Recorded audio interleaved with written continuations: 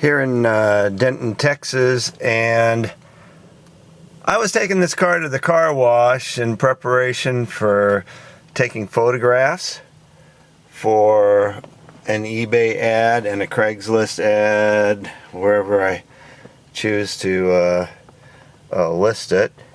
And I thought I would do a test drive video because this car is extremely well running, good driving, etc. In fact, I've owned it for 2 months. I bought it to take care of a couple of problems. It had a bad water leak and it had a bad oil leak. The water leak was a freeze plug, and so I replaced that. And the oil leak was the gasket. There's a 90-degree elbow where the oil filter mounts to the side of the block, and this whole unit detaches from the block, and where it was bolted up, it was leaking quite a bit of oil. So replaced both of those, and this car doesn't spot or anything. Now I haven't seen a single drip underneath it, although I haven't driven it but about a half a mile since then. Nevertheless, in the 2 months that I've owned this vehicle, it has been the best starting car. I mean, this car, you get in it, you turn the key. I can even turn the key without giving it gas.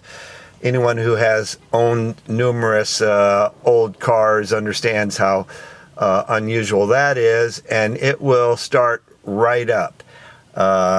It doesn't matter how cold it is. We've had temperatures down into the teens here in Denton here in the last couple of months, and if I had to move this car, I get in it, tap the gas a half a pedal, and turn the key, and it starts up instantly. Not only does it start up instantly, but you can put it into gear and back it out or do whatever you need to do, and it runs. It starts better than fuel injected cars. I mean, it really runs well. And one of the really nice things, this car was owned, it's had 3 owners that titled it, etc. And the first 2 owners died in possession of the car. It was purchased from their estate, etc. And, you know, thinking about that, why would somebody keep a car for 50 years, or the first 2 owners owned it for 50 years, and I understand the first owner had for the majority of that. And why would they do that? I mean, why would they keep a car? And I think that the answer is because it's such a nice car. It is such a solid car. This car is so clean. The floors are amazing. The trunk is amazing. Everything is in excellent condition. And it runs so well. I can tell by looking underneath when I was doing the freeze plug that the motor has been out of it. I don't have any documentation on what was done, but because it runs as good as it does, and it looks as though the transmission was out, I'm assuming nobody would do that unless they were rebuilding them. And let me see, while I'm sitting here parked, you can see the headliner and everything. The car is in really nice condition. It's an unrestored car other than some, little bit of dash paint work, and there's been one repaint in the original color, etc., but never been restored, and it really needs to go to an owner who would like to just keep it the way it is, because it's such a nice car. The guy that I bought it from, he had told me that if he kept it, he was going to put a big block in it, and he didn't want to do that to this car. I understand why. It really is a nice car. And I'm going to start it up right now and kind of go through stuff. The only thing that doesn't work in this car is the temperature gauge, and I did test the sending unit, and the sending unit is not the problem. It's the gauge in the dash. But other than that, everything's working. And it does not overheat. When I purchased the car, we drove it 70 miles back, sight unseen, and he assured me he used it as his daily driver, driving it into Dallas from Van Alstyne, Texas, and he drove it quite a bit, and it was very reliable. It has the factory air conditioning, which works. Heat works, all that stuff works. It has an aftermarket stereo in it, and it has dual exhaust, and it has air shocks in the rear, and then the wheels that are on it that are not original to the car. But it's very close to how this car came from the factory. When you get underneath the hood, you'll just see how, you know, it's very, very close to factory original. It has the CERTA card, all of that, the fender tags, etc. And the car needs to be saved. It needs to be preserved. It really is a good running car, and if you have somebody who's getting into the hobby and they want something that they're going to participate in the preservation of it for a future generation and enjoy it while they own it, I can't think of a better car. So I'm just going to start this car up, and you'll see how quickly. I'm not even going to give it gas because I started it up in the storage, and it'll start right away. Car is running. It's not loud either. Dr. Kyle let me who uses turn data mapping and open source software to help organize. It has this aftermarket stereo in it, which does work. But the car is not a hot rod.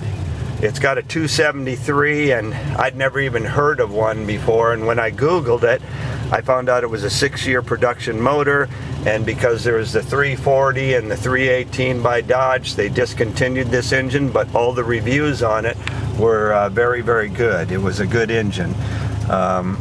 So anyway, let me put a seat belt on. I'll set the camera right here and get my seat belts on, and I'm just going to drive it to the car wash to wash it, and you'll be able to hear the okay, I'm going to put it into gear right now, and you'll see that there's no clunking noises or anything. And I'm just gonna, I guess I'll just leave the camera right here on the front of on the dash. Hopefully it doesn't fall off. Car makes no noises going over bumps or squeaks and rattles and things that are, you know, worn. We got quite a bit of traffic. Let me get a shot of the dash so you can see everything's working. There's the fuel gauge, and I'm going to pull out into traffic, and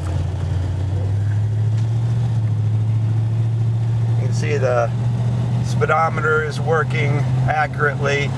The alternator indicator is indicating correctly, etc. And let me turn on the AC, and you'll be able to hear it. I don't know if you can hear the fan motor, but it is blowing, and it blows nice and cold, doesn't need to be charged. I hear all these people making excuses about, yeah, the AC works, but it needs a charge. Well, this one does not need a charge, and it blows very cold.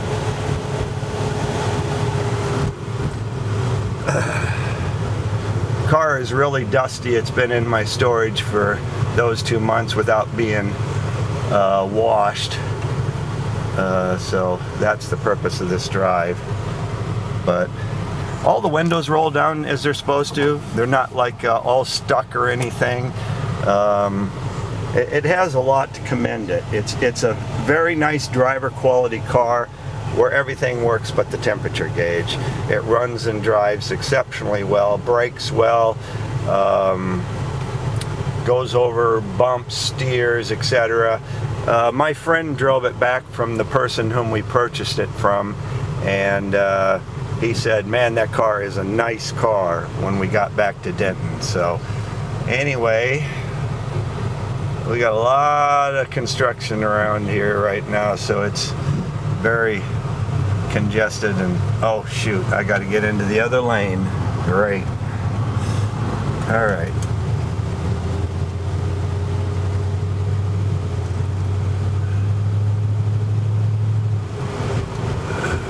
Okay. Hey, we made the light.